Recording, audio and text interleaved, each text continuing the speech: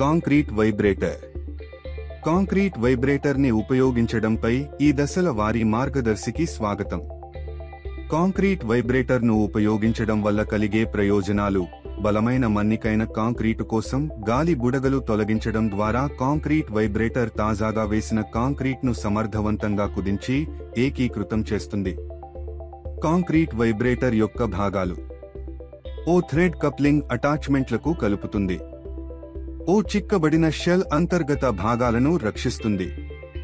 ఓ cooling port వేడెక్కడాన్ని నిరోధిస్తుంది. ఓ on off స్విచ్లు వైబ్రేటర్కు శక్తిని అందిస్తాయి. ఓ లాక్ స్విచ్ పరికరాన్ని పనిలో ఉంచుతుంది.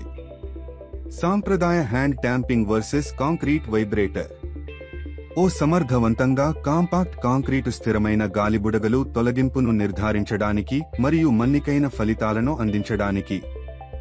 సాంప్రదాయ చేతి ట్యాంపింగ్ నెమ్మదిగా, అస్థిరంగా మరియు శ్రమతో కూడుకున్నది, ఫలితంగా కాంక్రీటు బలహీనపడుతుంది. అనుసరించాల్సిన భద్రతా జాగ్రత్తలు: ఓ యంత్రంతో పనిచేసేటప్పుడు ఎల్లప్పుడూ భద్రతా goggles, safety gloves, year protection, safety shoes మరియు సేఫ్టీ మాస్క్ ఉపయోగించండి. ఓ భద్రత కోసం కసరత్తులను తనిఖీ చేయండి. సాధనాన్ని ఎలా ఉపయోగించాలి? ఓ బోర్ యొక్క లోతు మరియు రీచ్ ఆధారంగా వైబ్రేటర్ రకం, అంతర్గత మరియు బాహ్య ఉపరితలం ఎంచుకోండి. ఓ ఫార్మ్ వర్క్లో కాంక్రీటు పోయాలి. ఓ అంతర్గత వైబ్రేటర్ను నేరుగా క్రిందికి చొప్పించండి. గాలిని విడుదల చేయడానికి నెమ్మదిగా క్రిందికి మరియు పైకి ఎత్తండి. ఓ వైబ్రేటర్ను ల్యాపింగ్ చొప్పించడం పైన 8 నుండి 12 అంగుళాల గ్రిడ్కు తరలించండి.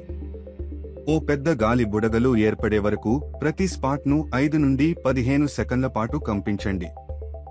ఓ ముఖ్యంగా అధిక బురద మిశ్రమాలతో అధిక కంపనాన్ని నివారించండి. ఓ ఉపరితల వైబ్రేటర్ల కోసం వైబ్రేటర్లను పనిచేసేలా భద్రపరచండి మరియు సిఫార్సు చేసిన సమయానికి అమలు చేయండి. ఓ ఉపరితల వైబ్రేటర్ల కోసం వైబ్రేటర్లను ల్యాపింగ్ పాస్పై ఉపరితలంపైకి జారండి. ఓ వైబ్రేటర్లను శుభ్రం చేయండి మరియు కాంక్రీటును సరిగ్గా సరిచేయండి.